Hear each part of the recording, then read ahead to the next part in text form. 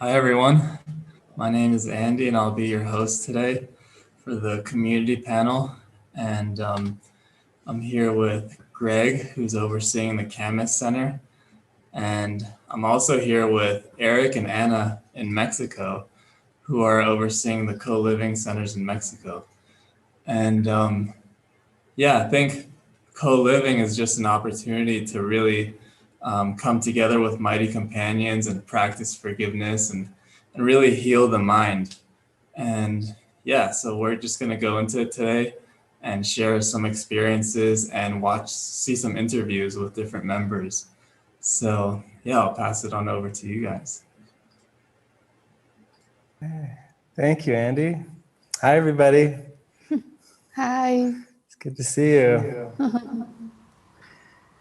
Yeah, I'm here with Anna here in Mexico. And hi, Greg. Hi, Eric. Hi, Anna.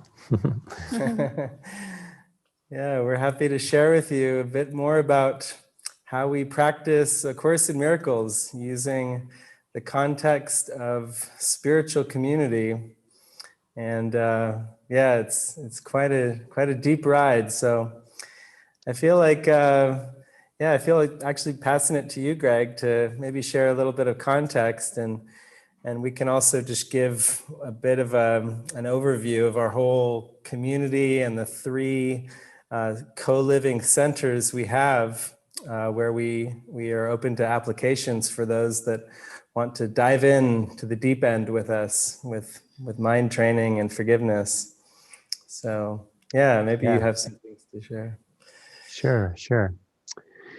Yeah, well, it's really just an honor to share this information, to share these experiences, the miracles, because I love looking back on my life and seeing where the inspiration, where the tickle in my heart, where there was purpose starting to direct my life, basically, to where I could use the symbols of the world to deepen in my spiritual practice.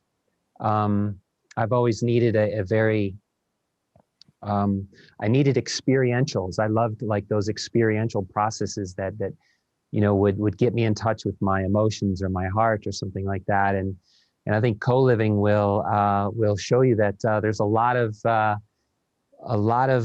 practical and miraculous expressions and just sharings from a lot of the material that we have from the three centers. So we do have three centers. We have one in Mallorca. We have one in La Casa, Chapala, Mexico. La Casa is the name of it. Chapala is the town. And we have one here at the Camas Metaphysical Center. And we'll show you little snippets or larger snippets of each center, the different ones that have gone through there. And what I think really feels like precious is just like coming to these events. We're drawn to these things, and you might be drawn to co-living, but there is a deeper purpose. And for me, I'll just share that it's kind of not something you can see, touch, or taste. It's something that just grows inside, about where we want to tune our mind into, might be a way to say it.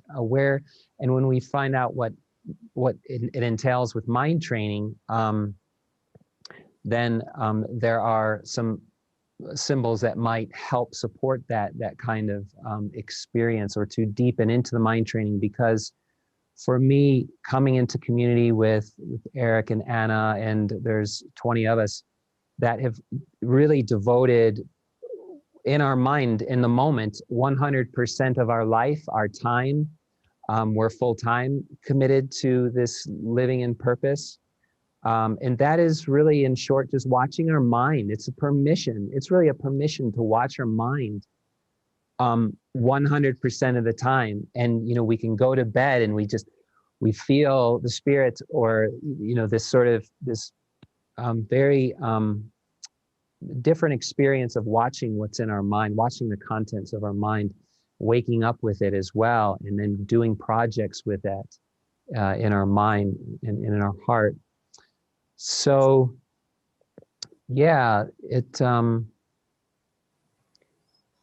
Yeah, co-living itself is two of the centers have co-living houses basically, which are either joined or maybe separate little casitas that are a part of the property within the Living Miracles core full-time community members on the property.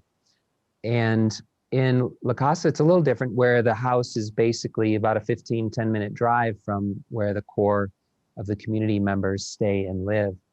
And so we have, as overseers and as connected to the co-living, Anna is an overseer of part of the program there and different aspects of the program. We have a tether, and we can feel what's happening over there. It's like it is in our heart and in our mind to know that the purpose is held out front, and that it's important to the ones who come. And it's also co-living. There's no obligation. It's totally voluntary in the sense of, like, you don't even have to necessarily do something specific except follow the guidelines and keep your place clean. But there is a deeper purpose underneath the time spent, the communications, the interactions, the different areas that might be voluntarily taken upon to clean the kitchen or do other projects. Some of the centers have deeper projects, or there might be, like in Camas, we have longer term devotional co-livers. And so they have found that projects will keep their mind more focused and not kind of distracted, going back into worldly type personal distractions basically.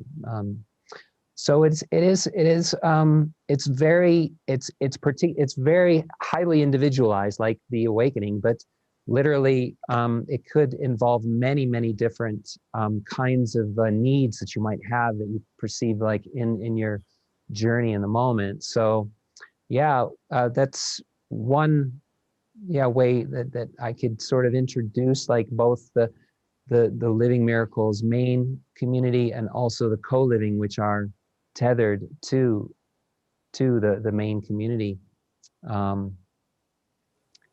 There's other specifics, and you'll receive some of the specifics in the interviews and in the interactions with the co-livers with each other on some of these videos that we'll show you. But did you have anything else, Eric or Anna, that you wanted to? Yeah, I just want to share. Yeah, we're going to be showing you some beautiful clips that were filmed at our co-living centers to give you a taste. But yeah, I just thought I'd share too that I first came to this community about 10 years ago because I felt the devotion that David Hoffmeister has, and I just wanted to join him in that purpose.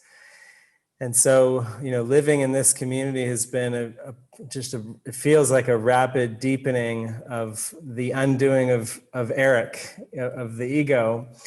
And it wasn't until this last year that we started this co-living program for those who also wanted to come closer and to kind of immerse more deeply in David's teachings, and also have a sense of freedom, like in our core community where we really devote our full day to volunteering for the ministry, for David's ministry.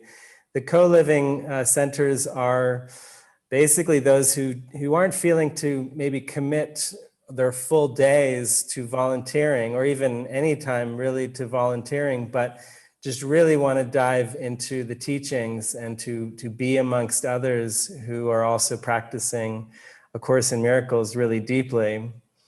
So we have, Anne and I oversee the center here in Mexico, which is actually a bilingual center with Spanish and English speaking people. And it's quite a large center. We have about 25 people there when it's full, which it is right now.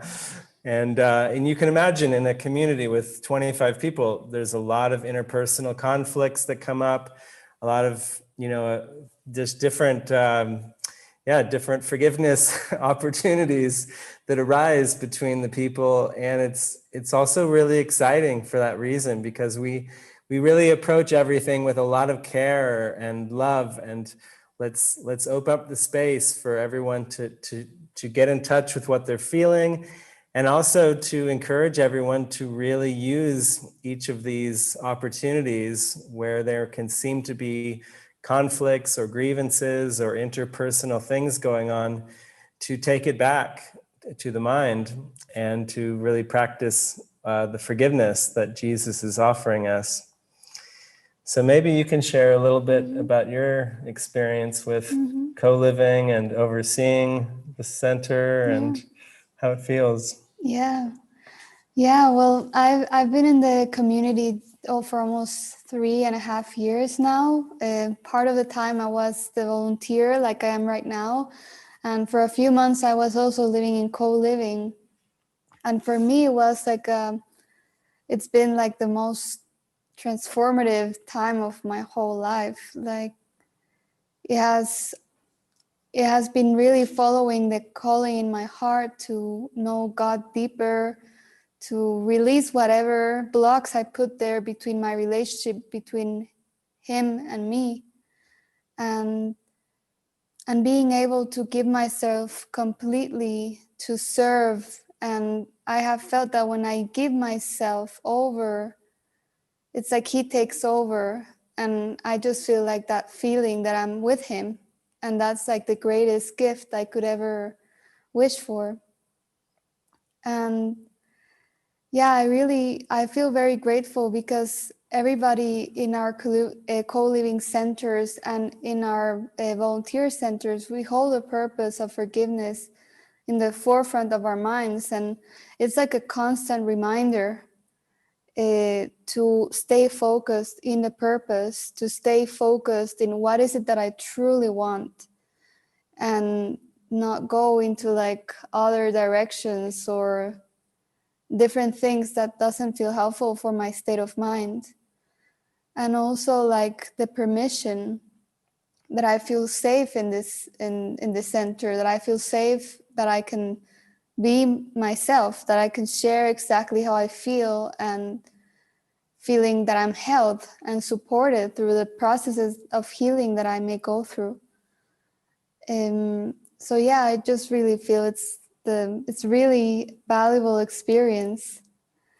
And I also feel very excited because the center in La Casa, which is the one we oversee, is the only one of our centers who opens an opportunity for the people that speak Spanish to come over and have this experience, which I'm very happy about, because we've never had anything in Spanish available for people to really immerse in practicing. But I really feel it's not like a magic wand that once you enter the center, you're gonna feel wonderful, or like butterflies and rainbows and things happen. Like it really requires that you are willing to do the work, that you're willing to ask to see things differently, and to really practice and join with your brothers. Yeah, taking responsibility for our state of mind is the key. Yeah, and seeing every opportunity you have to really give your heart and to share the love and release anything that may be blocking that like authentic experience. So we have this beautiful interview from two of our friends, Colin Carter and Diana Deneb. And they were both in our co-living center here in Mexico. And Diana shares her experience of being the steward there. And it's a really beautiful video. So I think that will give you like a better clue of the transformations that happen. Yeah, and she was, maybe you can give a little context of what the steward means. Yeah, so the steward is one given by, it's, we pray about everything. So the steward is really like the communication person that's gonna be just sharing and keeping like the boat going in the same direction of the house. And they are very connected with us, and they, you are constantly praying about different things, so they are there to communicate, to share, to guide, and yeah. Yeah. So yeah, this is a beautiful video of Colin Carter interviewing Diana Deneb. And yeah, maybe we can We're ready. go ahead and roll it for you. Enjoy.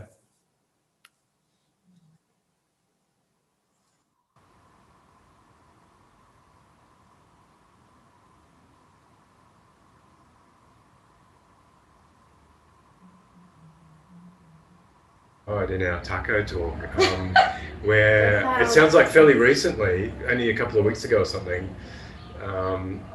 Maybe you just pick it up, and it sounds like you, after a deep prayer and after like obviously a period of, let's call it like undoing and dismantling, and even there's some darkness, whatever, like there was this prayer, and you've like it's like you woke up and you're like. Just the way you were describing how happy you felt, and you've basically felt since then, pretty much. Like, would you like to just talk a little bit about that? Because I just feel that's a beautiful thing to share. Yeah, it's so funny because I remember when a lot of people ask me like, "But you're happy? Are you happy?" And I was no, no, I'm not happy. I know I'm not happy, and it was like for people, I was just being I don't know, like honest. Yeah, but they were like. What? Why you're not happy? Like, and then I think it started after the prayer. I say like I'm all just whatever is your will and all that kind of things, and everything started to be more clear for me. I remember I was praying in the night and I was like, I want to experience the love of Christ, but I was really like, really, I don't know what does that mean, but I was like, yes, the love of Christ. You were sincere. Yes. And then I went to sleep. And then I woke up to the bathroom in the middle of the night. And often when I woke up, I'm like, oh no, I have to go to the bathroom. I don't want, But in that night, it was like, I'm so happy, Yeah, just when I woke up, I was happy. I was like, I'm going to the bathroom. I'm happy. I was like, I don't care. I know what's going on. I was like, and then I go back to sleep. And then I woke up again, and I was still happy. And I was like, it's not going away. It's staying here. And then I was starting seeing things during the day, like very normal things or common things. But I was like, yes, I was super happy about everything. Wow. It was so weird, and I could see like this is completely normal, but I'm happy about that. It was weird. What's that statement? I'm happy for no reason. Like it didn't matter what you did. Yes, really. Like this is, and it was different because it was like coming from here, it's weird. It's not like the happiness that I experienced before. That happiness feels more outside. More based on some sort of external thing. Yes, it's not like in the core. It's just like something, I don't know even how to, I don't know. I don't even. It's a pretend happy, isn't it? It's not because it's not. We know, like what the world calls happy. We know that it just comes and goes. But this, you're talking about an experience Yes. And then I remember we were on the Spanish retreat, and then we went, Marcela, Adriana, we went to have some tortas ahogadas. And then it's a typical food from here. Right. And we went to eat there, and then Marcela said like, maybe we can buy some ice cream after this. And this character doesn't like ice cream or chocolate. It's something like, doesn't matter. I don't remember even when was, that time I think that was the last time that I ate, but I don't like that. So Marcela said maybe we can go, and I was like, yes, and then they were saying the flavors, and I was like super excited, like if I was hearing my favorite flavors of the whole world, and I was like, I want that, and then they said like the woman said you can put chocolate on the top, and I was like, really? Yes, but I was like a child, really, and Marcela was laughing like, what is going on? Super excited, and for me that was an experience because I was doing something that I don't even like, but I was so happy that I could do that. It doesn't matter for me. It's like you don't have preferences. It's not about I like this, or I'm happy because I'm doing this, or I'm happy because I'm not doing this. It's not really. It's like. You can do whatever because you're happy, or you cannot do anything because you're happy. It doesn't matter, It's like Yeah, this is great. A question's coming to mind because we're filming this and we have no idea where this is going to go. It could go to the furthest corners of the world. We have no idea. We don't really care. This is for us. But it's kind of like, just this thought comes to mind of like, if you were to say something in regard to, like, if someone says like, what could help me to experience this level of happiness that you're talking, what comes to your mind? What's the answer? It's the desire, really. Right. Like, Jesus said that in the Course. Like, you can say these words, but if you say it with all your heart, right, that's the difference. Right. The difference that, And the other thought that comes to mind, like, I mean, I'm assuming that a lot of people that, or whoever may see this, has probably got some interest in either something like A Course in Miracles, in David, in community and co-living. There's some maybe curiosity.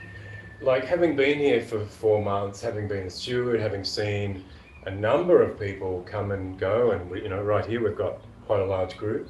What would your message be to someone who's got the thought in their mind? They're interested and they're not sure. Like, what would you say to them in regard to what this place offers and what it's for, really, this co-living Mexico venue? What is it about? Yeah. Well, I think I feel to start with my experience, because I think what I was asking for, it was to be more gentle with myself and more loving with myself. So in order to do that, I needed to extend that to other people. So even the steward role, it was with that purpose, really learn how to extend the kindness of Jesus.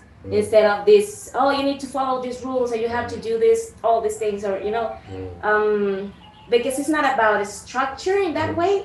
It's the structure is in the mind, and the structure is just to keep choosing the Spirit, and that's all. And then the Spirit do everything else. You don't have to do anything else.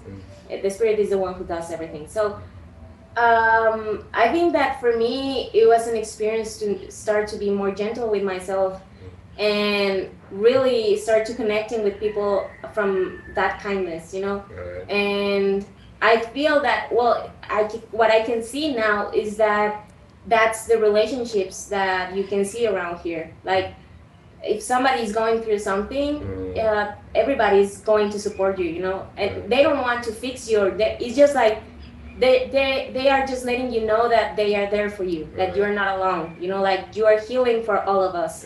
And that we're not trying to judge you, we're not trying to anything, it's like you can express, you can allow yourself to whatever is coming up for you.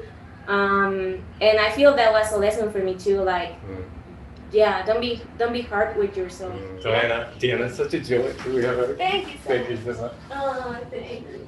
Thank you so much.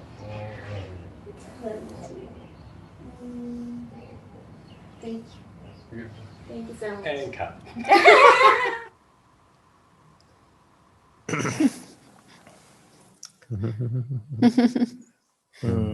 Lovely. Very sweet. Yeah.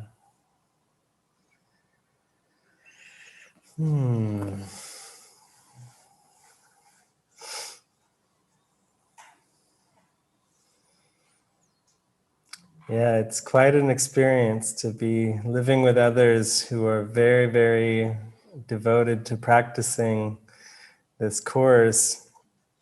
David, years ago, came up with 2 guidelines that felt very helpful for all of us in community as a way to practice the course in a very kind of down-to-earth way. And they were no private thoughts and no people-pleasing.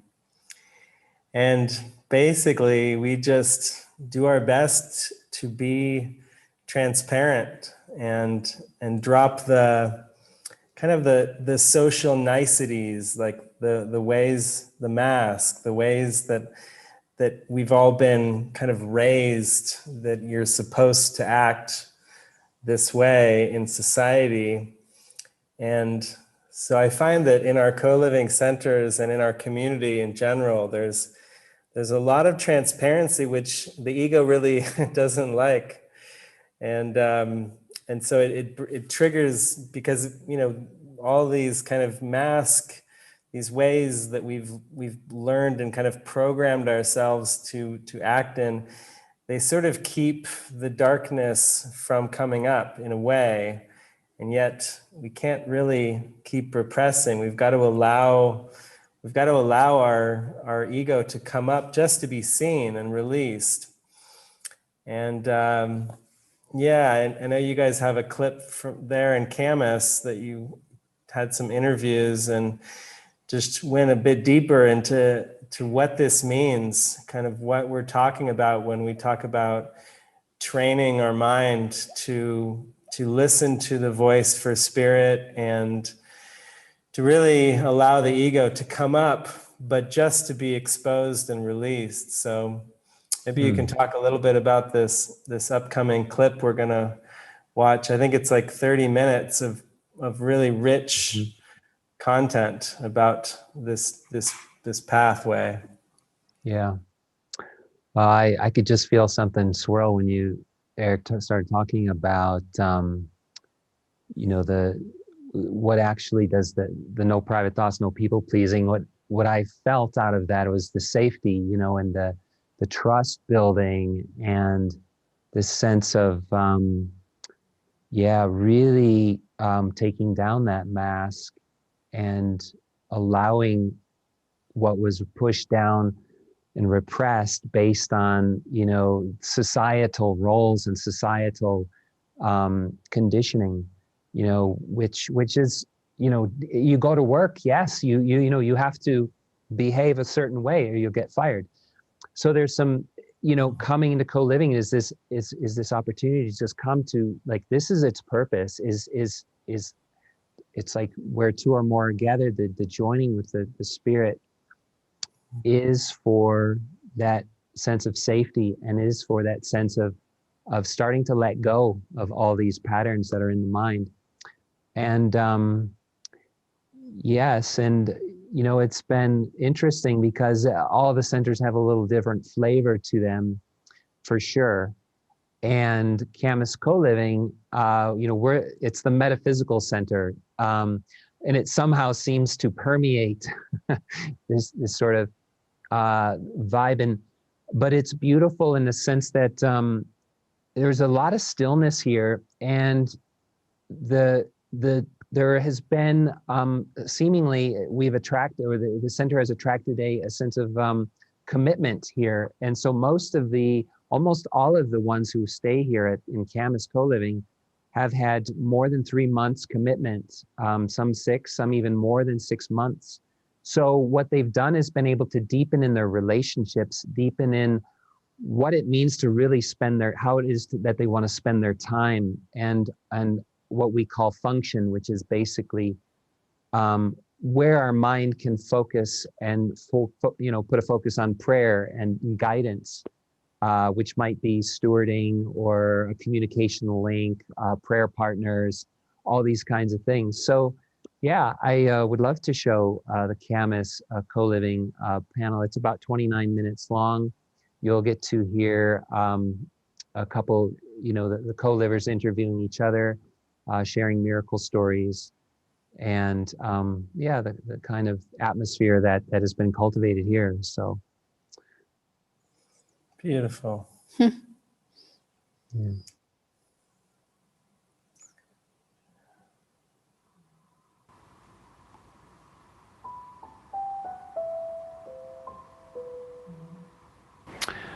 Okay, well, welcome everybody.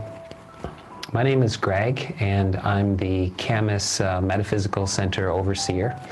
And today I'm with Andy and Deanna. We are here, we want to share some inspirations about the center here and some of the experiences and miracles that we've had, and actually have Deanna and Andy share about their experiences of co-living. The co-living program with Living Miracles is a very new program. It just started back in April, and Deanna's been here the whole time. You've been here the whole time? Or Almost. just May. You came in May. May 3rd. That's right. That's right. So really, it's a very simple setup here that we have. The co-living group, you guys are together. You guys really are joining in prayer about your own community, really. Although you are tethered to Living Miracles, you have access to David Hoffmeister's teachings, the retreats and the movie gatherings, the workshops. And what we have shared is that this is an experience of coming together with companions, mighty companions, for a life and purpose. It's a very conscious decision, and that can really shift your life. I would love to hear what does it mean to you now, looking back and saying life and purpose? Like, I'd love to hear just even short, like, the golden nugget of what that means to you now for your time here. Because living a life in purpose is about living a life from a place of love and forgiveness and healing. It is dramatically, it's complete opposite from what I lived and what I experienced before I came here. What I lived and what I experienced before I came here was, what can I get? What can I get? I have to take care of myself. This is, I have to do for me. When I came here, that was completely shifted. And I saw that being here is about being in purpose and living for the whole. Living for forgiving and healing and loving for the whole. And that's nothing like what I experienced before I came here. Beautiful. You remind me too that when you came here, you didn't really have that much money. You didn't really have any plans or have yourself set up, you know, so to speak. But actually, the Spirit was, I could feel the Spirit behind it, and He was encouraging you to continue and to deepen and to in a sense, your devotion started to deepen, and you were living in a divine providence kind of way for a little bit there. And so I think there were some beautiful miracles that were showing up for you, and money dropping in, people offering you money, scholarship money, just to stay. And Yeah, and it was just like you said, Greg, divine providence. The miracles showed up. You know, Spirit said, this is your calling, Deanna. This is where I want you. This is, you know, healing is going to happen. And Spirit was behind it, supporting it. And then there came a time where a deepening in trust with Spirit was going to happen. And that's exactly what happened. And so Holy Spirit showed up in other ways where I was able to provide for the cost for co-living. It just seemed to look different in form, but I was able to provide. Spirit provided that for me. And it was a deepening in healing in just another seeming way. But the healing has continued to happen. And it's just the devotion, because I feel so honored that Spirit has met me in this deep prayer of my heart to heal, because in healing myself, I get to extend that to everyone else.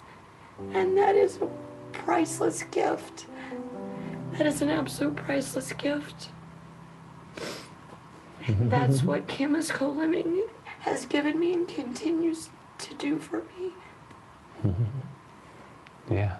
Wow, it's beautiful, because one thing that I think everyone can feel, no matter what you're doing, your social media or taking on the steward role, being in communication with Zach and all these things, like you can really feel your heart's just always out front. The willingness is there. It just makes all the difference. It's the core. It's the beginning of the trust, in that sense of, like everything happening, coming from that willingness. Yeah, so thank you for being such a demonstration. And Andy has been with the community in previous years. He's lived in the main part of the community as a resident, and he's come back into co-living for many months now as well. And I would love to hear, too, what you feel about this living in purpose. I know it's different now, too. We could get into some of those differences, but what is it in a nutshell? Yeah, I think Co-living.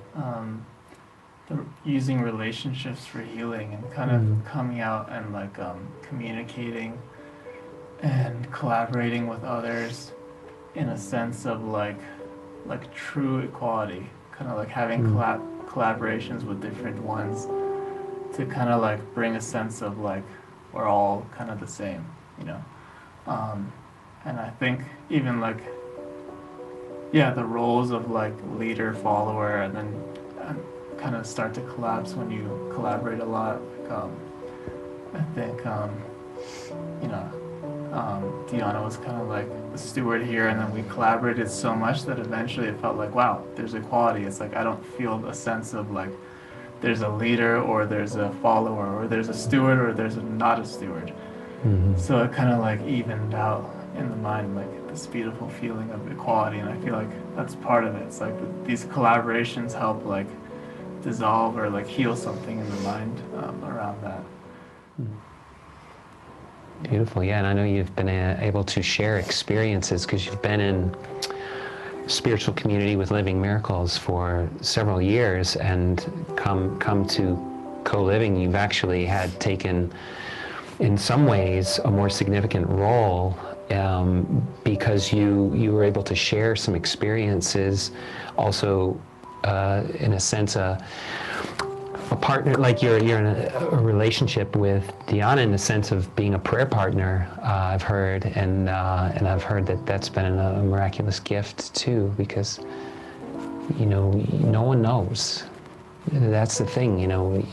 That's as we deepen in this purpose, we get to actually come and collaborate and join and pray and communicate, and we actually don't know what the best solution is, and so.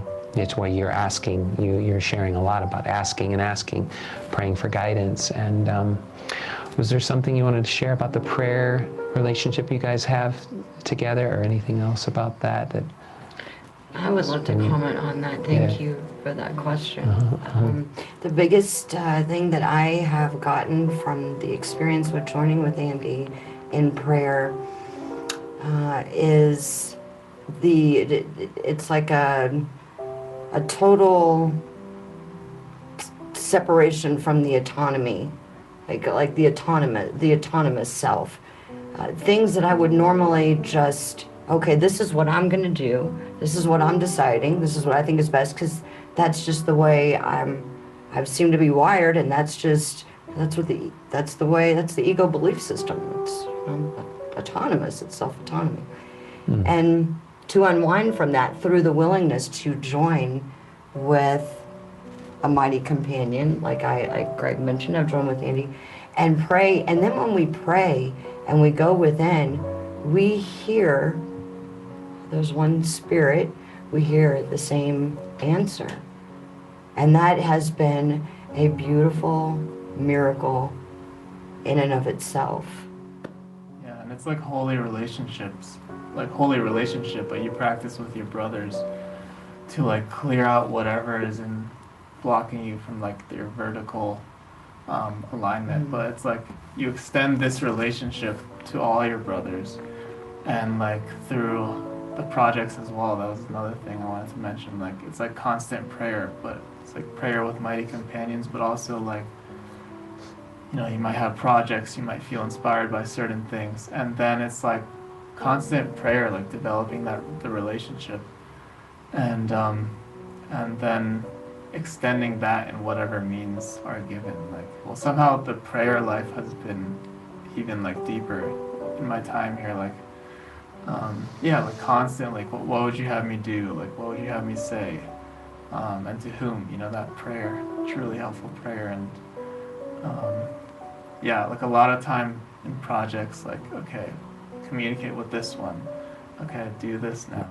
I was joining with Diana, and just this word attitude was coming to my mind as like an answer to prayer.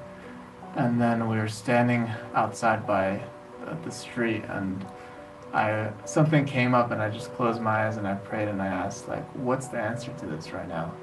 And then as soon as I opened it, like a huge truck drives by, and on the back it says attitude, in bold letters. And then, yeah, like those kind of symbols kept showing up. And like another time someone on Twitter followed me saying new attitude 2000. I was like, these beautiful symbols.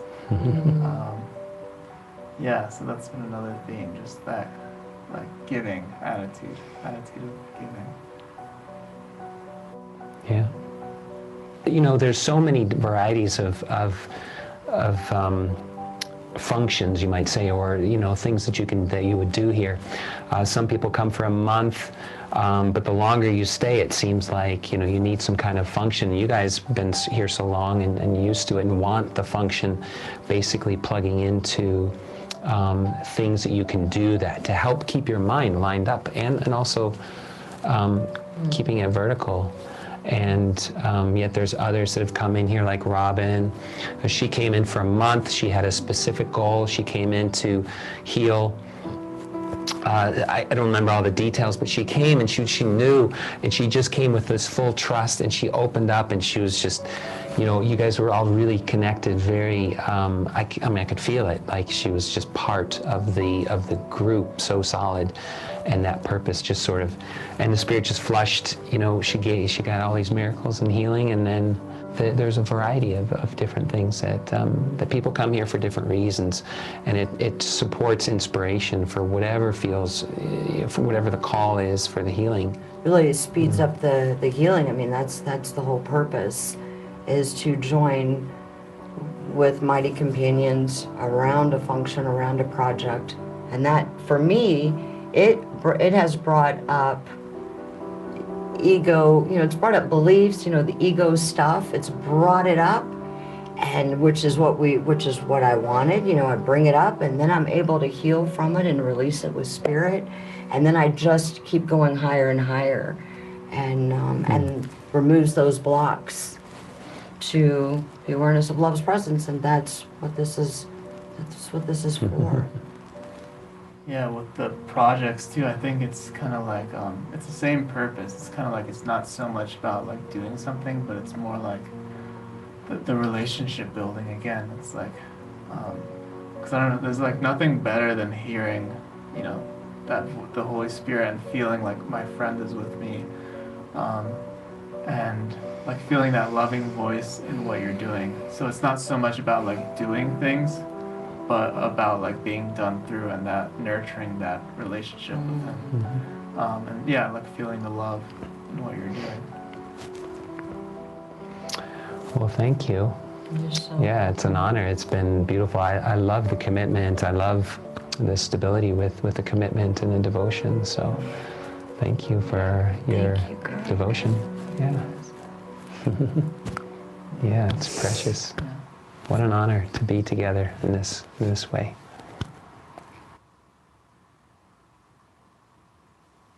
You had a partner, or you had a relationship or a husband before.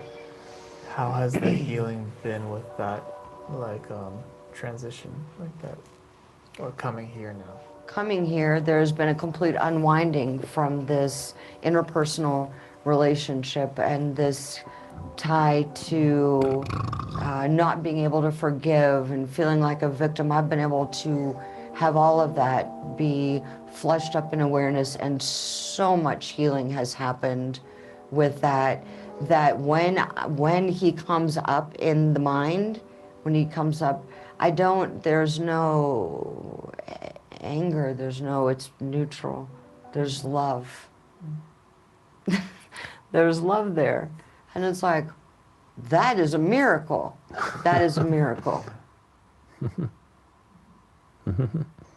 Hi, everyone. I'm Deanna, and I'm the steward at Kimma's Co-Living. And I have this beautiful lady with me, Chris, who has been Kim is co-living with us for 3 months. Yeah, just about 3 months. 3 months. What would you say has been the most transformational experience for you since you've been here? The most heart-opening transformational experience? I came here to understand what a holy companion is. What is a holy relationship? And I thought it was just getting along with people and never arguing, And I've since, now I understand that it's no agenda, no strings attached. And number two, the second reason I came was to begin hearing the Holy Spirit more and more. It's, trusting it for the first time. I've always trusted it, but now it's like I'll have an idea of what needs to be fixed, and I'll turn it over, and it's very gentle, and it comes immediately, and I'm willing to be shown, and that's huge progress for me to be willing. I was always willing, but now I'm like really like 80% of the time willing. So that's totally transformative. So willingness, that's a big factor. I mean, Yes. That's key. Something in me is turning the reins over to the Spirit, to the Holy Spirit. And I'm finding it's a big relief. It's being with people who are studying the same thing, and they're struggling with the ego and all of its doings. And they're also hearing the Holy Spirit, and you're learning constantly, and you're with like-minded people, so they understand what you're going through. They've all studied the Course, and we all know Johnny on the spot when the ego's there, and everybody has a piece of the puzzle, a piece of the answer. So I've learned tremendously from everybody in the house. And if I make a mistake, there's not people going away and talking about my mistake behind my back. It's all brought directly out. There's no private thoughts. So, and when the ego's exposed, we can find out, oh, that's what's going on. And then you can accept hearing the inner voice, and it'll come through you internally. You'll hear it outside of yourself through your other holy companions. Symbols, the house cats. We have a house cat divinity, and she comes when peace is needed. I mean, it's a flowering, because you're with like minds, and we all have the same purpose. We all want peace, and this pathway has been given to us. It brings up what the ego's doing, and it happens in a safe place. We have expression session in the morning, and the private thoughts come out, and also does the healing, and we turn it over for the healing. And you talk about trust, being able to be in a safe place, and how important, and that reminds me of this feeling like, this is a very nurturing place. There's trust, it's a nurturing environment, and we're all wanting the same thing. It's with mighty companions of like mind who share the same purpose. Yes. The healing. Yes, you taught me to search for my innocence. If I wasn't sure if I was doing something right or something was off, check with my innocence. And I was like, well, Holy Spirit, how do I check with my innocence inside? And because Diana brought up innocence at the table when one day she had her own miracle and was shown that she should look for innocence, I was like, oh, okay, if I'm not sure, I go and I ask one of my holy companions who are innocent. And a deepening part where I now understand and accepting and working on right now is that innocence is 100%. You're either 100% innocent or you're 100% guilty. There's not a little bit of guilt. And when you speak to someone and say, innocence, is this okay? Or, what do you think about this innocence? I'm thinking about doing this. Is this guided? And, when you refer to somebody's innocence, it makes it real. And you give it to them, and you simultaneously give it to yourself.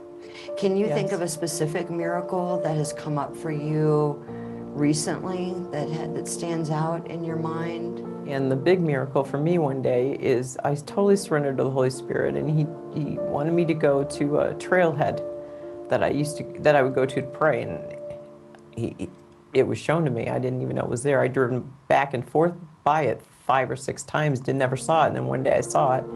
So one morning I was praying and I went out. I just knew that I was supposed to go there, and I pulled in, and sure enough, within 5 minutes, there was another car there, and their doors were locked, and they needed a ride, and it was like on cue, and I knew I was supposed to help them. And so I did, and I gave them a ride back to Camas, and as I was pulling up to drop them off, the one lady, Jane, she turned to me and she said, I have this film footage of an eagle, a bald eagle, right here in Camas, and we'd just been speaking about eagles that morning, and she gave me the most beautiful footage of a bald eagle here in flight. And she kept saying at the end, it's so beautiful, it's so beautiful. And it was a miracle for all of us. The miracle for me was doing exactly what the Holy Spirit, willingly just doing what it wanted me to. And the gift for me was the eagle, and I shared it. Yeah. And so I get more peace all the time. I get more relaxed. I get more happy. I know I have more trust in the Spirit as well as other people. And you and I went out and just had, I thought I was going out to get an article of clothing. Holy Spirit had other plans, and it was a total healing miracle. And the healing miracle was to just allow joy and love into my heart. Just receive love. And it sounds so simple. Of course, it's simple, but it just I just didn't seem easy to do. And yesterday there was a deeper shift in that for me, and I want to thank you for that. Yes, and not only do you let go of your mistakes, you have the joy of giving to others and receiving. When I saw your joy, I was like, wow, I'm doing something right. I guess I really am listening, because I'm seeing someone else like relax and transform and have fun. So, you know, you showed me things I didn't know I had in me. At one point, this beautiful lady, this was so hilarious. She gets on her knees and she's like, well, she gets on one knee in the store. She goes, please, for the love of God, just please accept joy, just have fun, relax, love yourself, get something. What is it you want? What is it that would just tickle your heart? It's okay. And that was just enough to jolt me. I heard Spirit speak through her in that moment, and I just started laughing, and the turnaround happened. And that for me is the beauty of co-living, because we connect, we have that same shared purpose, we connect, and the acceleration of the healing happens.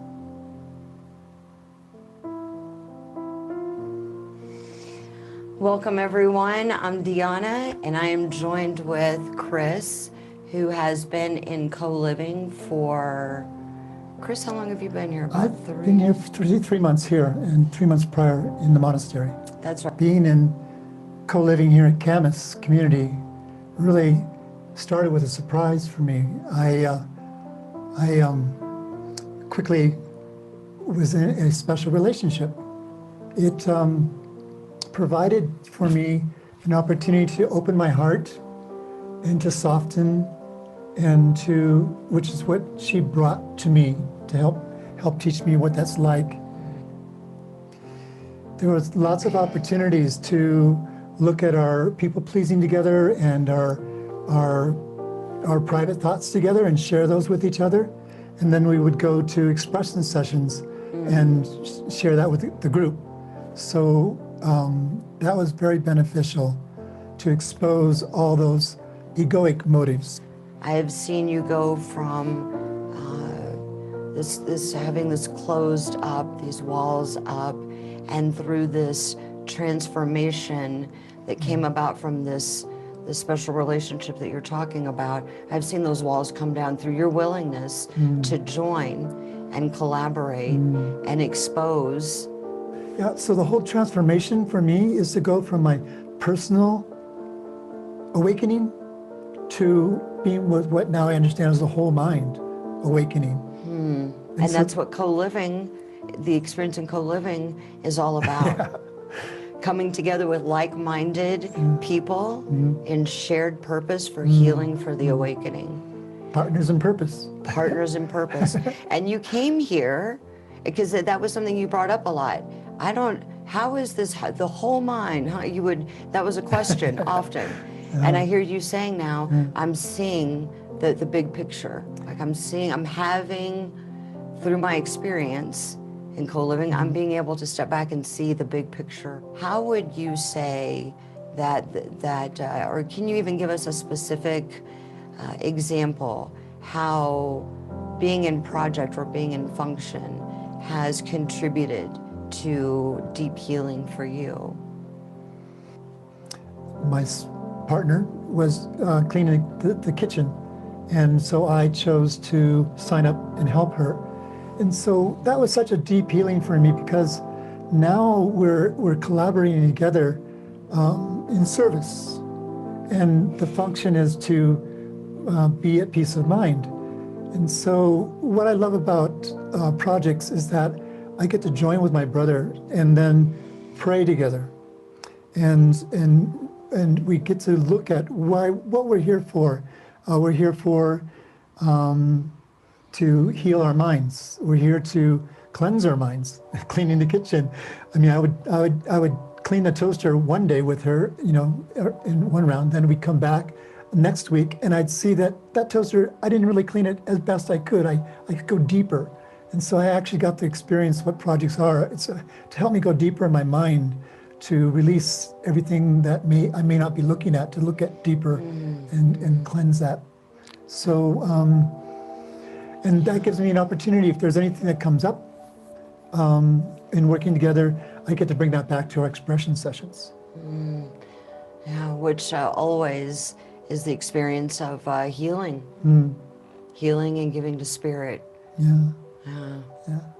Yeah. Is this an opportunity for me to go beyond, this is it, to go beyond the book and come into practical application. That's what I experience at co-living. You go from, okay, this is in my head, I'm coming in, and now I'm going to learn how to, it's like reading how to cook. Now we're going in the kitchen and we're cooking. And therein lies the acceleration to the healing. I mean, this is the acceleration, the fast track. Thank you. And thank you all for being here with us. And we extend an invitation to you to join us. We would love to have you with us. Thank you so much, everyone. We love you. Bye-bye. Bye-bye.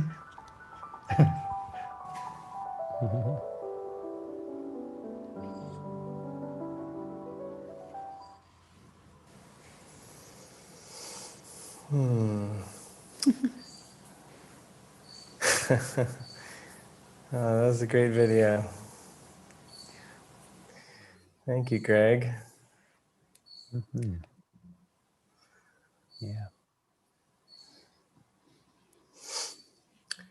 Yeah, so just to summarize, for those of you who've been watching, or if you just tuned in, maybe you're watching on YouTube, that clip we just watched was from our co-living center in Camas, Utah.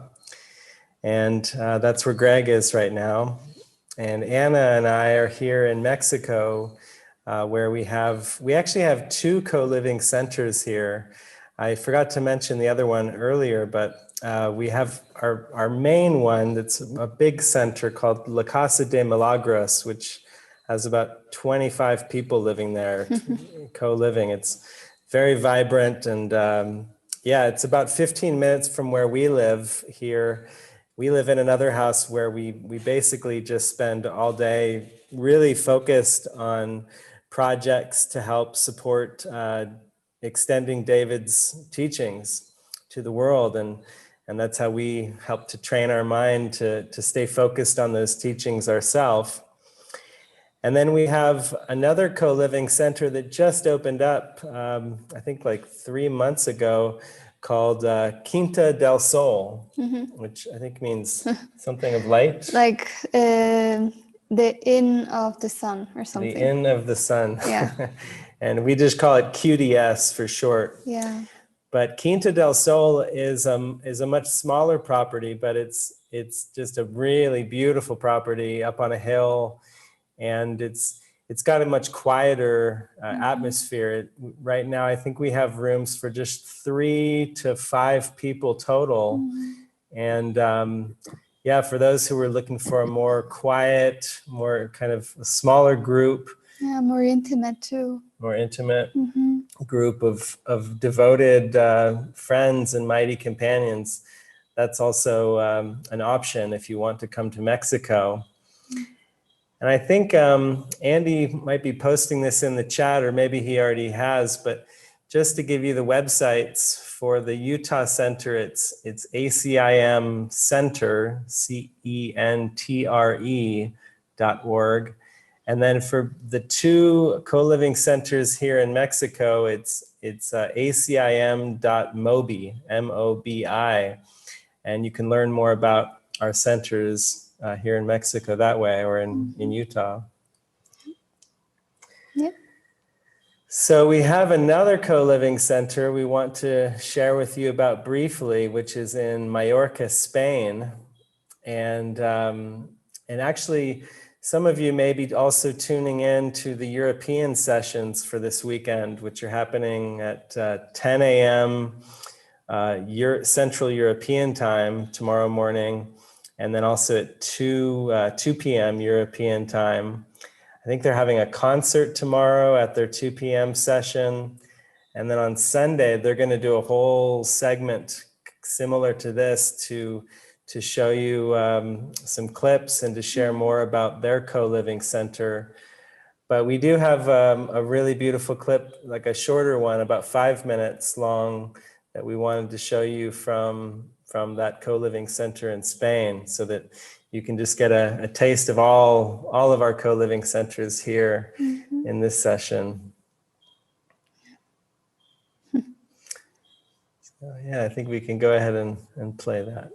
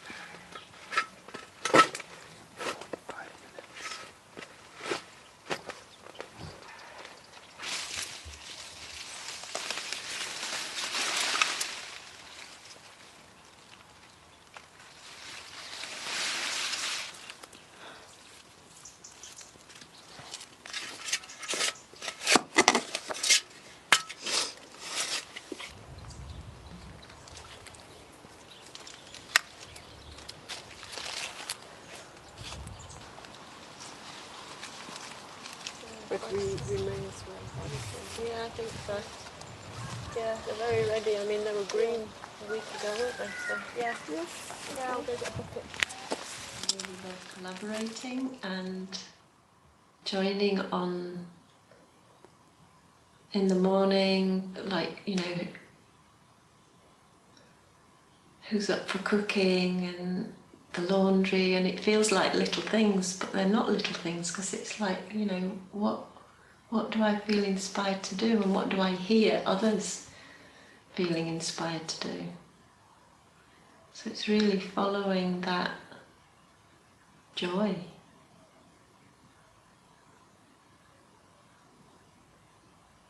And the communication over the gardening and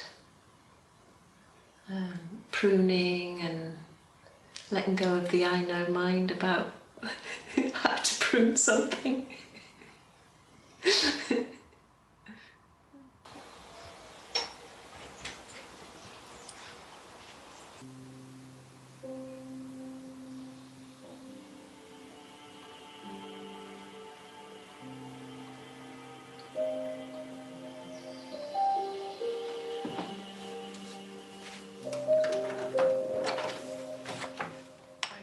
For example, living on my own and in ordinary circumstances in life,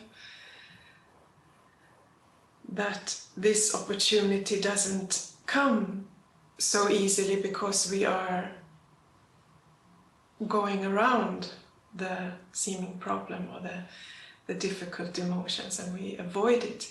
And here we don't want to avoid what is coming up, and to watch it and look at it. That is precious to me, and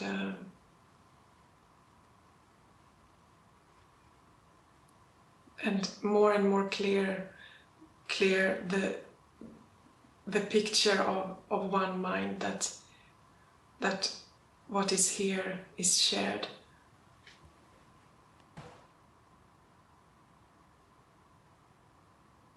I appreciated very much hearing the words relax, you need do nothing, and feeling connected and joined with friends and companions here.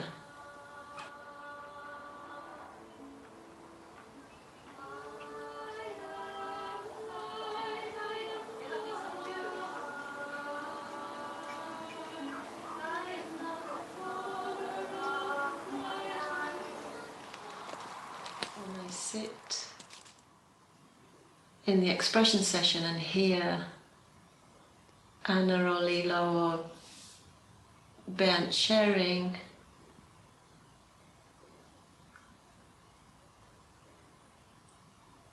I feel connected to the one mind. It's like it could easily be this mind speaking.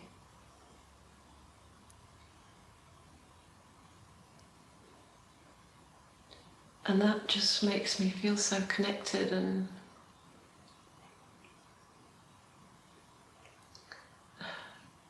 like there's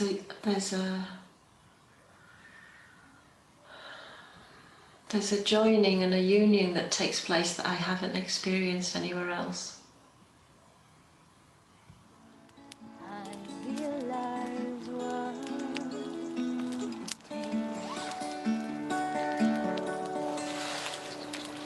I need love, love's divine.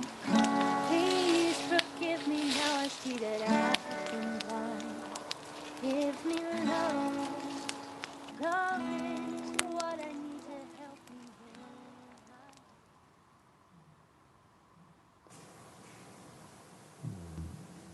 me Such a soft video, such a soft environment. It's just lovely. Yeah. Yeah, so Emily's the one that oversees the center there, and Andy will post the email address that you can write to, and just she'll be able to share all the information documents with you if you have an interest over there. So Yeah. And also, I think some of you may have some questions, and Andy is there monitoring the chat. So if you do have any questions, you can put them in the chat, and Andy will try to answer them there. And yeah, and if there's any that he feels would be better for us to answer live here in the chat, we're open to that as well.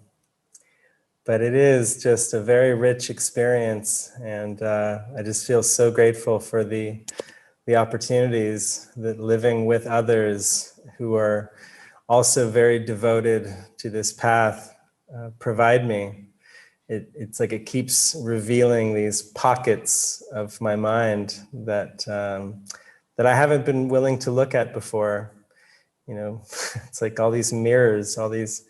Having people around who are also devoted is like a lot of mirrors, and it can be very scary at times, and it can also be incredibly, I mean, it's like we have to go through that fear over and over to keep opening our heart to God.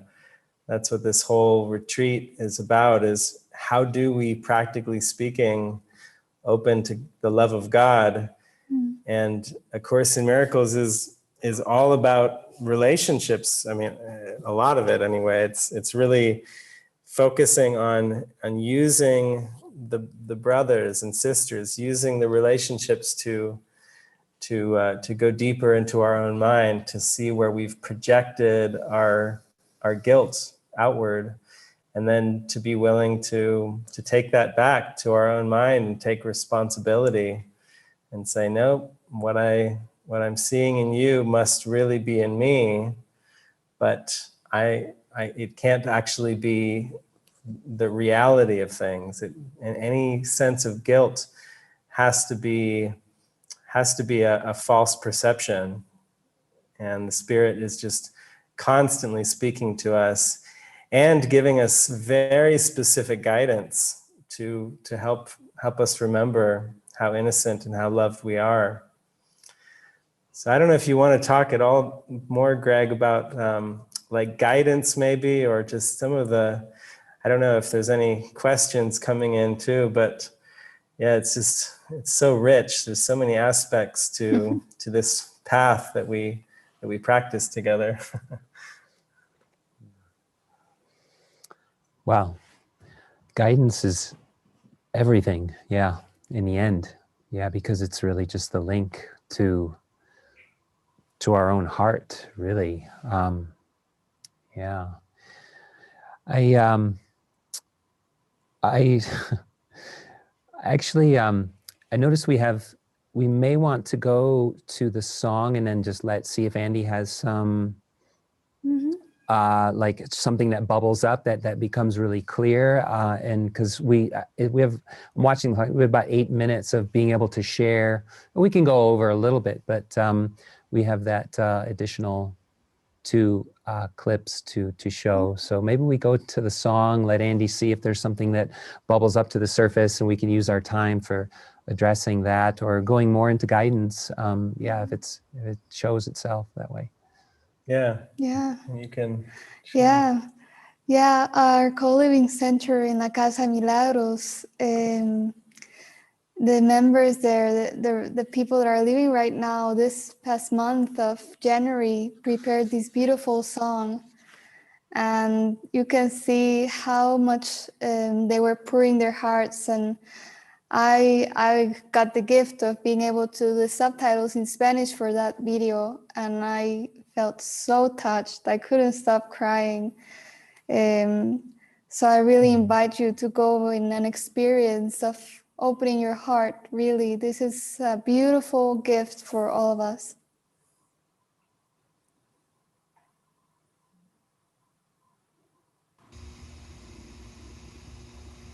No one hears the song of heaven and remains without a voice that adds its power to the song and makes it sweeter still. We sing the song of thankfulness today. You will join the lights of heaven and sing their song of gratitude and praise.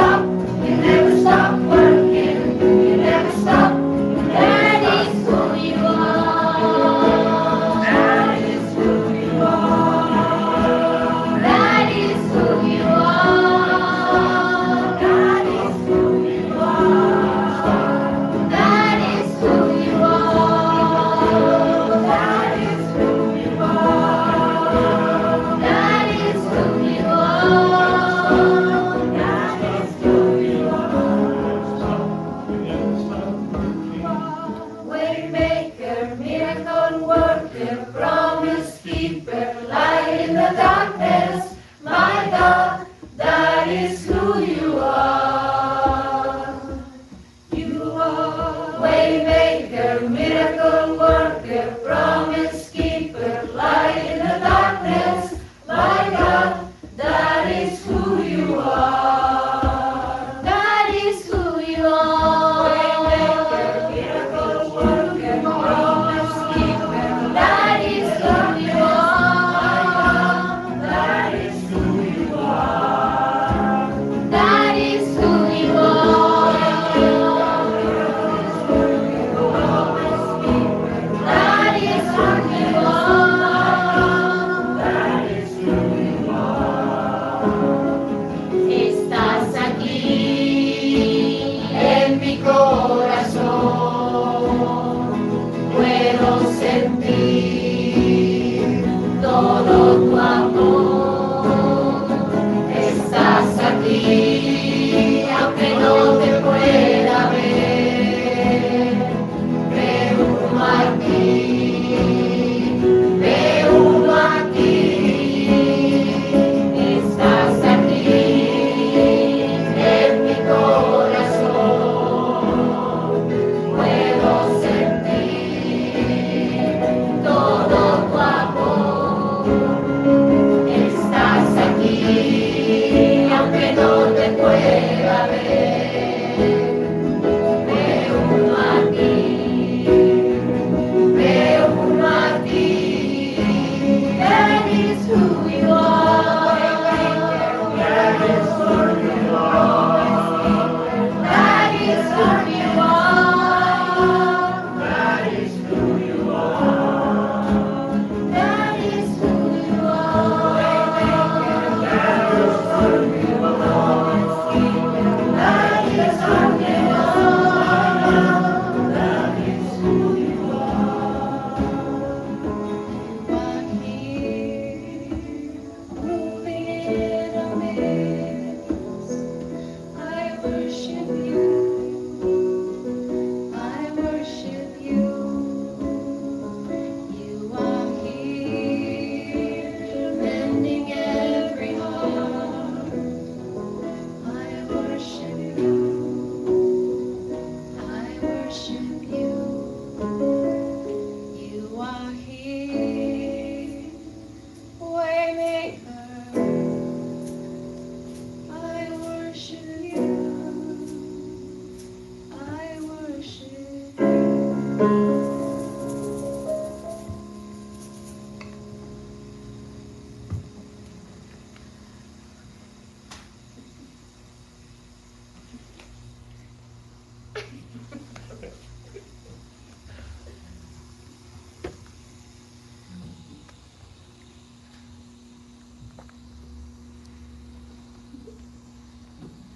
Gracias.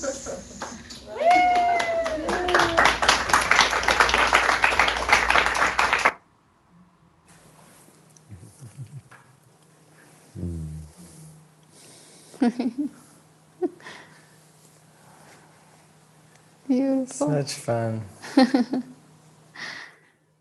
Yeah.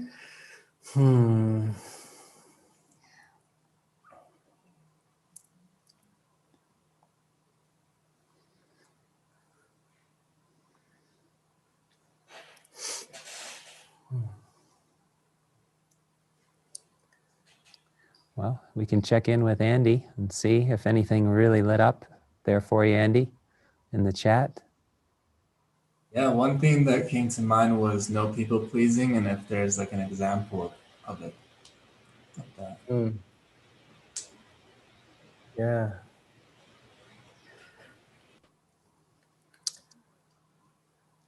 Well, I don't know if I can think of a specific example right now, but lots of times I've found in the past that when I'm in a conversation with someone, there can be a point when it kind of feels like the conversation has been maximized.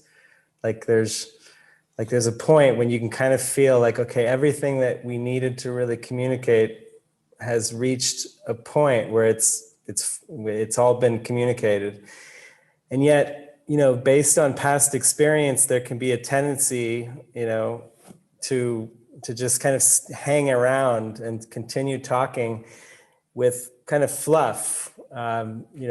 Most of my interactions, I would say, before I came to community were just really just trying to talk about something because it was too awkward to just be still together and to really tune into what would the Spirit have me do right now.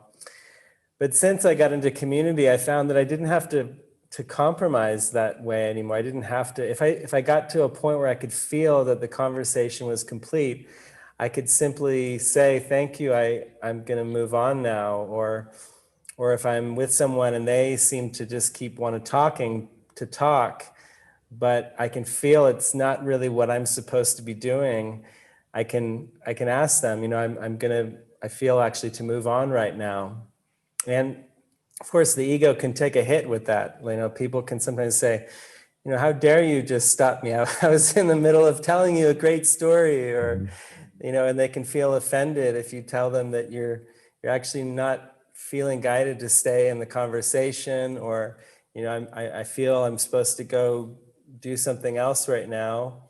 Or sometimes I'll just kind of, if I don't even know how to say that to them, or I don't feel comfortable saying that to them, I'll just go into prayer sometimes and really ask for guidance, ask the Spirit to direct my words and actions to what I am supposed to be doing in that moment. And that can be very difficult to, like I said, the ego doesn't like breaking these kind of niceties and the people pleasing that seems to keep the guilt at bay. And yet it's very, very freeing when we just start to be very authentic and transparent with each other. And while that flushes up stuff for the ego, it also allows for healing to occur.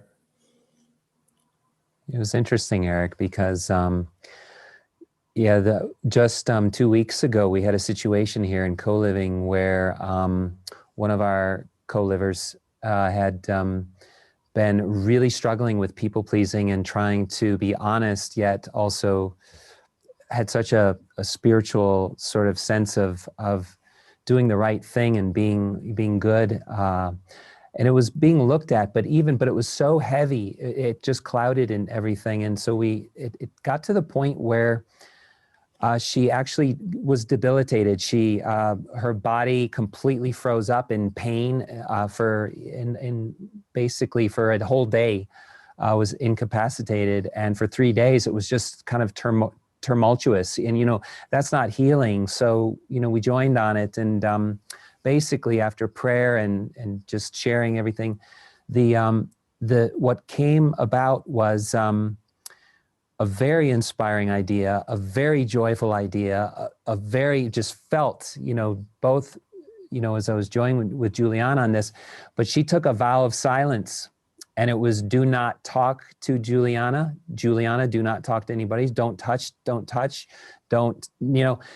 the whole thing. Do not even look at each other in the eyes. I mean, it became so extreme because she literally, her body shut down for 3 days. And it got to the point where it was almost a self-sabotage, where she wouldn't be able to work. She wouldn't be able to pay, have to go somewhere. And all the options didn't make any sense. They didn't feel resonate, but this one thing, and it was so healing. And she ended up taking 2 weeks of total hermitage, in mind.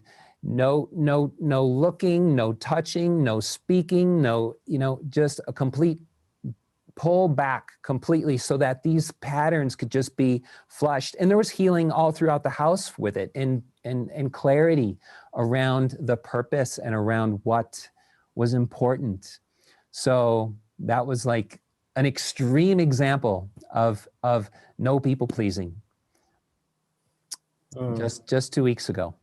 Yeah. Yeah, even to wear a sign, don't talk to me, or even just to convey that energy that goes against all of our social niceties. But so healing. Yeah.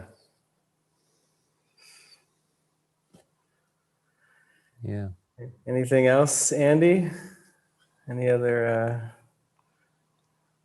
questions or? We can't hear you, Andy. Oh, you're muted, Andy. I think not at the moment, but I'll keep a lookout. Yeah. It's perfect timing, actually. Mm-hmm. We're gonna play. I think this is a 30-minute clip from La Casa de Milagros.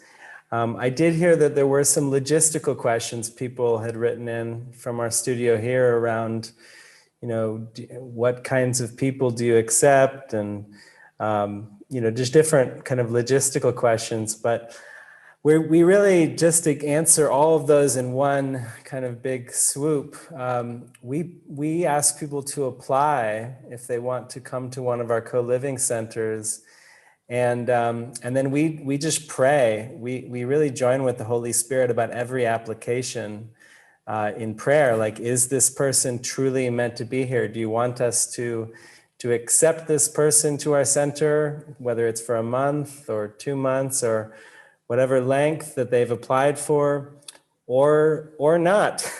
Sometimes we're actually guided to say, no, it doesn't, for some reason, it doesn't feel like you're meant to be here right now. And that's another example of no people pleasing, because of course, in our heart, on a mind level, we accept everybody.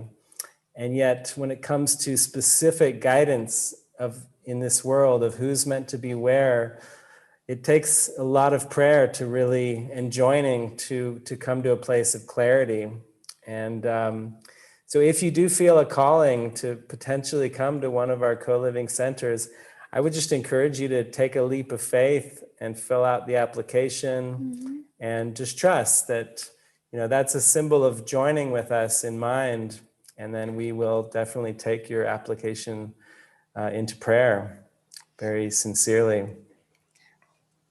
Yeah, also our websites have a lot of information about what co-living is, what's the difference with the community living, what's included, what's not included, frequent asked questions. And yeah, I'm sure you will find most of your answers there. And yeah, also if you feel it in your heart, we would love to see your application coming through.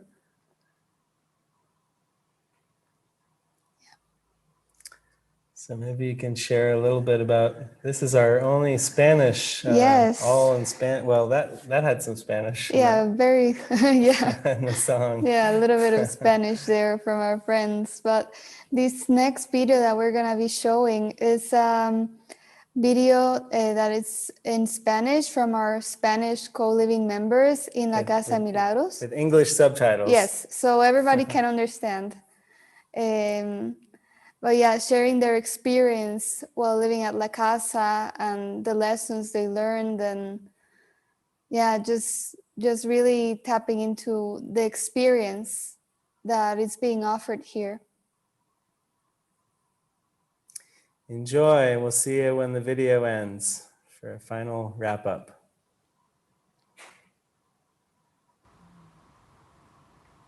Gracias a todos por unirse. Siento que va a ser divertido.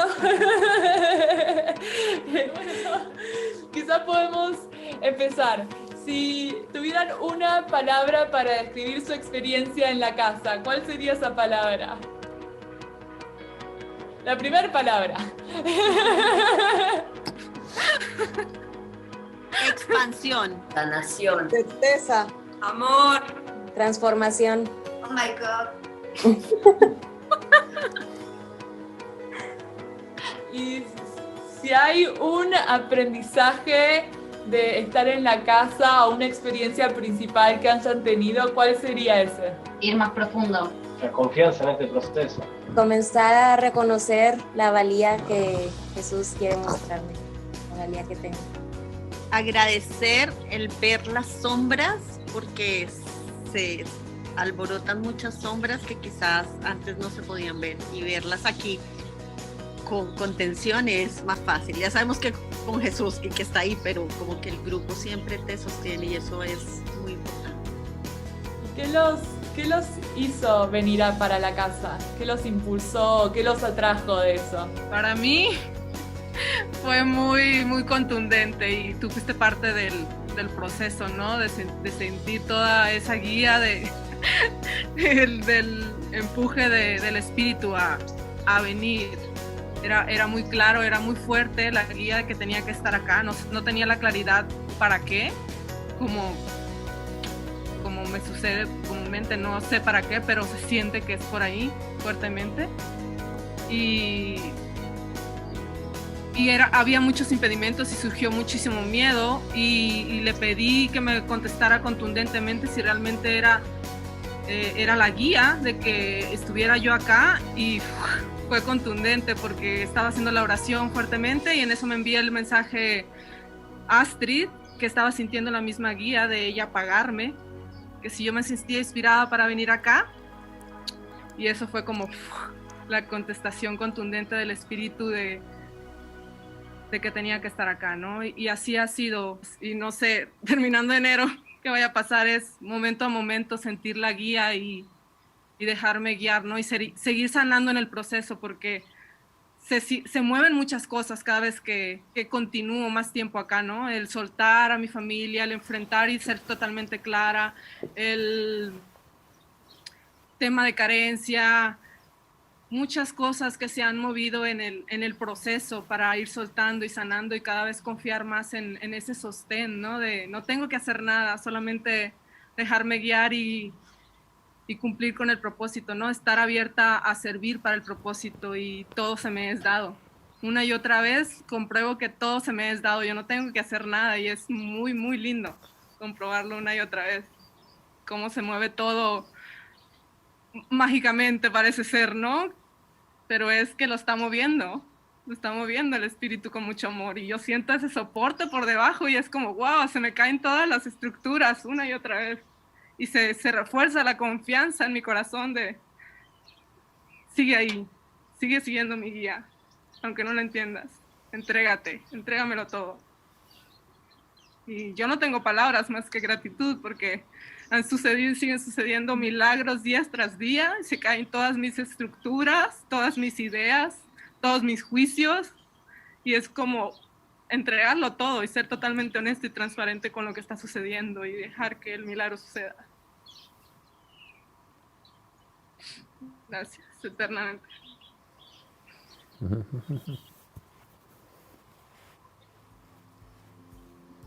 Bueno, yo tenía la oración en mi corazón de fortalecer como esta confianza de que Él siempre está ahí, ¿no? Porque Él siempre está, pero muchas veces nosotros mismos con los bloqueos y los obstáculos que le ponemos al amor no lo sentimos. Y me acosté esta noche orando que se quería fortalecer esa relación con Jesús, quería decirle sí a ese compromiso con Él. Y esa noche soñé que hacía una reunión 1 a 1 con David. Y fue wow. Y tanto así que todas las habitaciones estaban llenas y postulé a la habitación de los hombres. Bueno, afortunadamente había habitación para las mujeres y me lograron acomodar todo, y fue así también muy... Sí, efectivamente como que se siente como que está la guía, está el espíritu, porque todo fluye como con esa facilidad y esa simpleza de seguir su amor. Entonces fue muy lindo. Para mí, en marzo conocí el curso de milagros, estuve en el retiro de marzo, ya se me abrió el corazón. Contacté con Jesús y el Espíritu Santo, con los cuales realmente nunca había contactado, y como que A fue igual a B, o sea, yo me fui de rezo sintiéndome totalmente diferente, viviendo una vida de amor, que fue todo lo que viví en el retiro. Y cuando anuncian que va a haber co-living, pues no duda, o sea, como yo creo que el espíritu me guió, porque nunca sabía que tenía que venir. Me dejé guiar y ha sido la mejor experiencia que he tenido.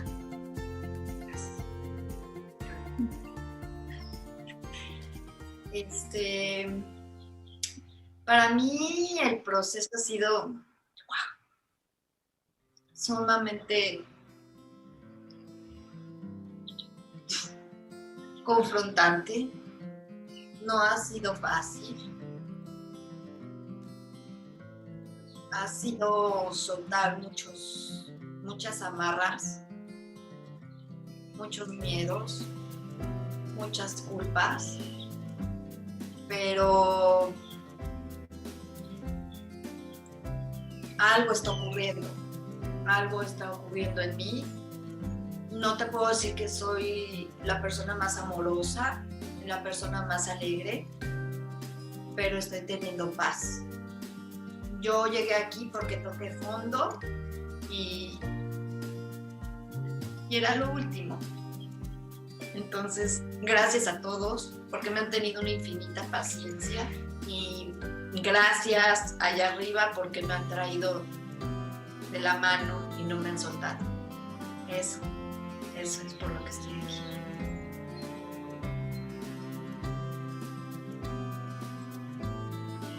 Para mí, yo creo que empiezo a entender cómo en verdad, como la sensación de que el guión está escrito y cosas que no te puedes imaginar pasan. O sea, no sé cómo explicarlo, pero para mí cuando yo vine en el retiro de marzo,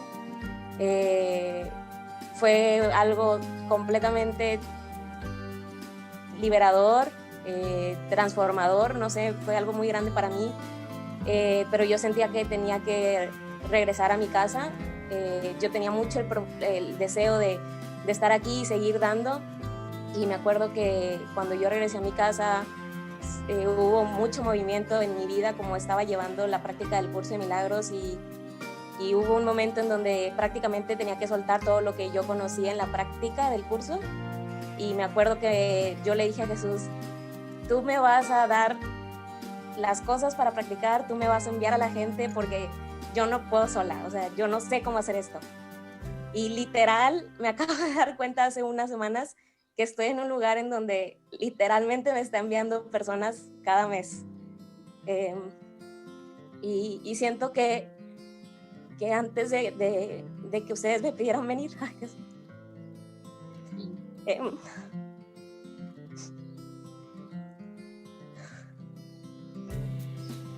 yo siento que tuve algo muy grande, una experiencia muy grande y muy profunda, y sentí que era todo lo que había para mí en ese momento ahí y que necesitaba un cambio. Y yo sabía que necesitaba cambiar, como que ya mis lecciones no estaban allí por ese momento. Y yo que fue una semana después, cuando ustedes me dijeron de venir, y para mí fue clarísimo, y fue como ese siguiente paso. Y fue sí, no sabía ni qué iba a hacer, no sabía nada, y yo sabía que era decir que sí. Entonces, sí, siento que eso fue lo que a mí me motivó a venir.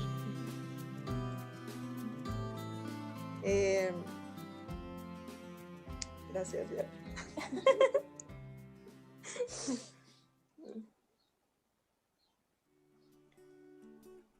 Por muchos años había sentido de mi corazón la sanación de la mente y había tenido uno y otro camino en la búsqueda, y no había nada que me dijera la verdad. Sentía que no había verdad. Y en marzo de este año tuve el gran regalo de recibir la invitación de David para venir a hacer un trabajo de devoción por una semana.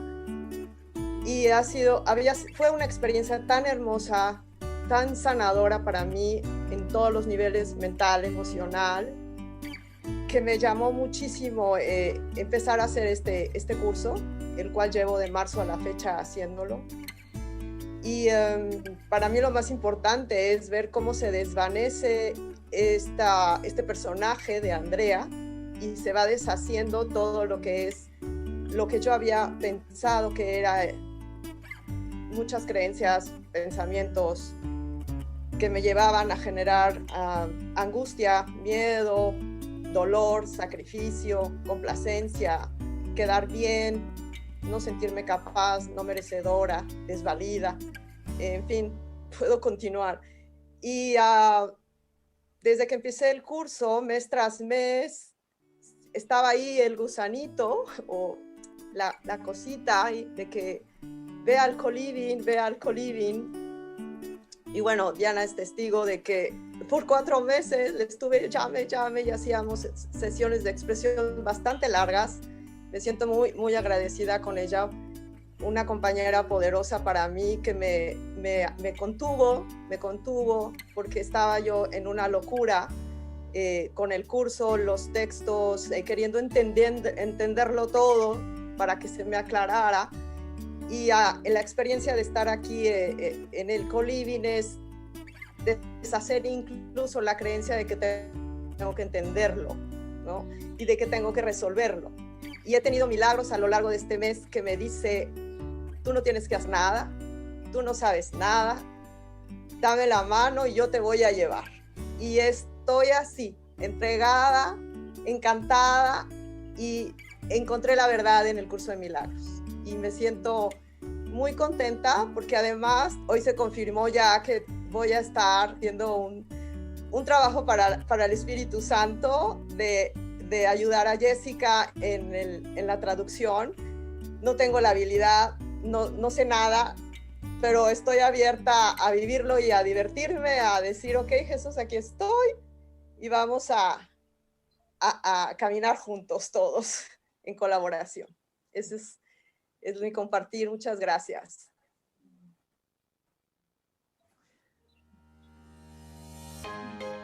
¿Y hay diferencia en cómo pensaron que iba a ser co-living y cómo realmente fue co-living? ¿O era lo mismo? ¿O fue diferente? ¿Cómo fue para usted? Me lo imaginaba peor, la verdad. Porque cuando yo apliqué para venir a la casa, yo quería una habitación sola y ya no había, entonces me tocó en una habitación compartida, ¿no? Y yo dije, no, o sea, llevaba 7 meses viviendo yo completamente sola y como ermitaña, y de repente vivir con 6 personas a la vez y compartir baño y compartir cocina y todo. Yo dije, no, pero confié, ¿no? Y para mí ha sido mucho mejor de la idea que tenía, ¿no? O sea, porque quizá en experiencias anteriores el compartir espacio con otras personas había sido complicado, pero aunque surgen emociones, al momento de entregarlas es como que sí, es muy sanador, pero a la vez es muy bonito, porque aunque estamos varias en la misma habitación o compartimos cocina y todo es para la sanación, entonces hay un propósito detrás de toda esa convivencia, ¿no? Y eso lo hace hermoso. La experiencia para mí, más o menos, en una comunidad, una convivencia, yo más o menos sabía que iba a ser algo así. Lo que no me esperaba era lo que se me está mostrando de desapegarme de las cosas, sobre todo de una habitación, de una cama, sobre todo este último mes para mí. Con Diana era, wow, hemos hecho un loft aquí, un apartamento con un sofá, todo. Y wow, cuando supe que tenía que soltar esa habitación, fue como, ¿qué? ¿Mi casita? ¿Mi mini casa? Y ahí me da, la oportunidad de esta convivencia me está dando a darme cuenta que realmente hay que desprenderse de todo. Ya me desprendí de todas mis cosas realmente en España, porque ya no tengo nada, no tengo ni casa realmente. Y la experiencia de estar aquí, lo que me está llevando realmente es a desapegarme de todo el mundo de la forma, y quedarme simplemente con la esencia de lo que puedo compartir realmente con un compañero, con un hermano, y no darle ese valor a una habitación, a una cama, a un trocito de nevera. Es como wow. Más o menos tenía una idea, ¿no?, de lo que era la comunidad, pero cuando estás aquí realmente es cuando te estás dando cuenta de lo que es estar en co-living. Hasta que tú no llegas aquí no eres consciente de lo que vienes a vivir aquí. Es muy intenso. Pero sí, la experiencia está siendo muy sanadora. Estoy de acuerdo cuando llegaste y dijiste la primera semana, ¿pero qué me pasó? Me olvidé de todo, no sé nada, ¿qué es esto? Me dieron vuelta el mundo y me acuerdo tu cara diciendo, ¿qué me pasó? ¿Qué me pasó? Hasta que no eres consciente de a todos los apegos que tenemos, de cómo creemos, sabemos todo, que da igual el tiempo que lleves en el curso, porque yo llevo 9 años en el curso y yo lo sé, yo ya lo sé todo. Jaja. No tienes ni idea de nada. Ni idea. O sea, no. Hasta que no te rindes al 100% y no llegas aquí, por lo menos para mí, ¿no? Porque da igual el lugar, al final da igual todo eso. Pero para mí el co-living está siendo realmente mi despertar en muchas cosas. Y sobre todo el hecho de desapegarte de todo, o sea, de todo, porque no está ahí el verdadero significado. Yo, por lo menos para mí, que tuve la posibilidad de viajar bastante y de recorrer, estar en hostel, cambiar gente, ver gente, lo más importante acá es el propósito. Es el propósito que lo cambia todo. Entonces... Y sonó la música para que fuera... Sí, exactamente, es que el propósito es ese, es escuchar música. Recordar el canto. Recordar el canto. No, es eso, entonces el propósito es, cuando sucede algo acá en la casa, yo básicamente creía que decidía dónde podía ir y cambiaba, ¿no? Acá es estar aquí y resetearnos cuál es el propósito, ¿no? Entonces, todos los encuentros que tenemos acá lleva a eso, es decir, yo puedo cambiar de lugar, me puedo ir, de hecho me estuvo pasando, me puedo ir, pero sé que está todo con mi mente, entonces acá es el lugar a salvo, en donde se puede practicar eso, ¿no? Ir más profundo en la mente. Y a decir verdad, yo los veo a todos acá y lo único que me sacan es una sonrisa, y después yo digo, ¿cómo puedo proyectar o cómo puedo? Aunque Leo después viene de nuevo, pero es eso, el propósito cuál es, estamos todos para lo mismo, nadie tiene la obligación de estar acá, entonces es un poco reafirma mi confianza de que es un lugar seguro para abrirse, ¿no? Para exponer. Entonces esa palabra es lo que cambia el propósito, y eso uno va ganando en confianza. Eso es lo que estoy practicando aquí, ¿no? Y obviamente para tener paz, sí, para tener paz mental. Creo que de esa paz ya viene todo lo que deseo, que es amor, ¿no? Es risa, es divertirme. Pero primero necesito la paz mental y creo que es el lugar adecuado. Claramente es intenso muchas veces, sí, no lo voy a negar. Pero bueno, es eso. En otro lugar yo cuando se ponía intenso me podía ir. Decidía irme. Bueno, acá es eso, ¿no? Con el propósito de abrir el corazón, acá estamos. Así que... No, bien, bueno. Para mí es siempre cuando estaba en el drama, salió un chiste de decir stop it. Entonces cuando te paran en seco es una maravilla, porque dejas de seguirte contando la misma historia, ¿no? El haber venido aquí ha sido un curso intensivo, muy intensivo, ha sido día tras día, hora tras hora. Te puedo decir que minuto a minuto estás trabajando en esto. ¡Wow! O sea, impresionante, ¿no? Co-living es un curso intensivo de un mes, como si pasaran 10 años, o sea, o 20, o no sé cuántos miles de años, ¿no? Y para mí eso puede estar aquí.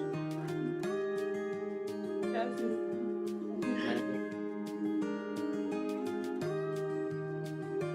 Yo realmente no tenía expectativas, leí las reglas, no me asustaron. Y ha sido tal regalo, o sea, yo lo he vivido como un regalo tan hermoso con todos estos compañeros poderosos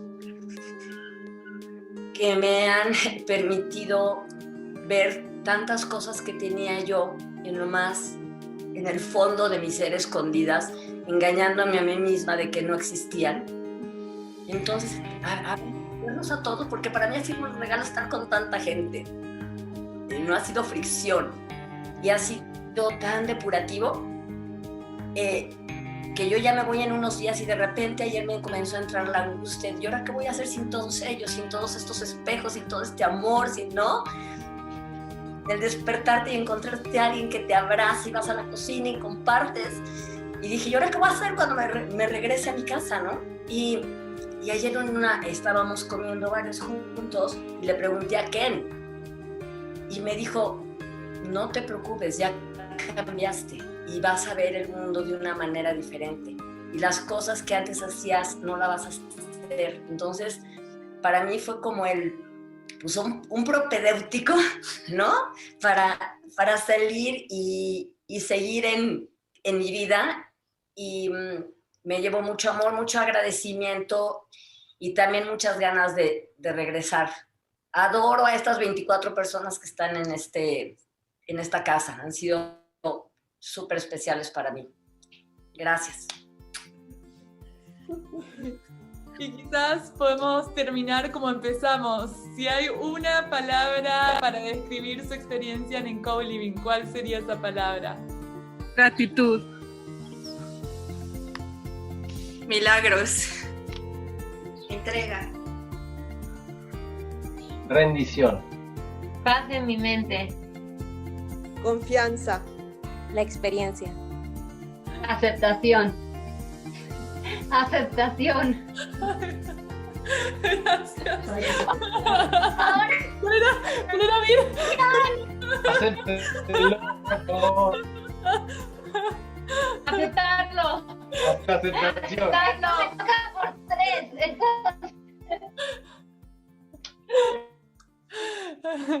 Gracias. Gracias por todo. Oh. Gracias por ayudarme a regresar a casa juntos. Gracias. Gracias por pasar un cumpleaños totalmente diferente, sin expectativas y sin regalos materiales, pero con muchos regalos en el corazón. Así que fue el mejor cumpleaños en mi vida aquí en el co-living. Sobre todo, gracias por tanta honestidad. Honestidad ante todo. Y sinceridad y claridad. Tanta honestidad. Por atravesar la tormenta juntos.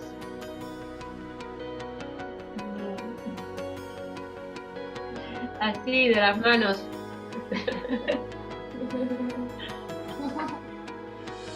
Bueno, muchísimas gracias a todos por esta conversación. Eso va a salir en el video. Vayan a cantar con su corazón y abran el corazón y nos estamos viendo. Los amo mucho a todos. Gracias. Bye. Bye.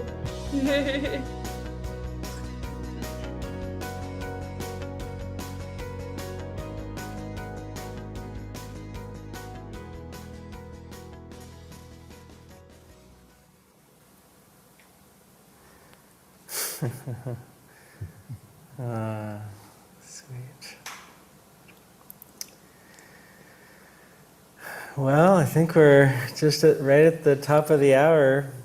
And again, I know that some of you probably have a lot of questions, and some of the questions also are dependent on the different centers. There's kind of different vibes and different, like there was a question about, can I still be working if I come to co-living? And we just pray into everything. It's highly individualized, so I would say that if you're interested, to simply write to us through the website, and and we'll be happy to join with you in prayer.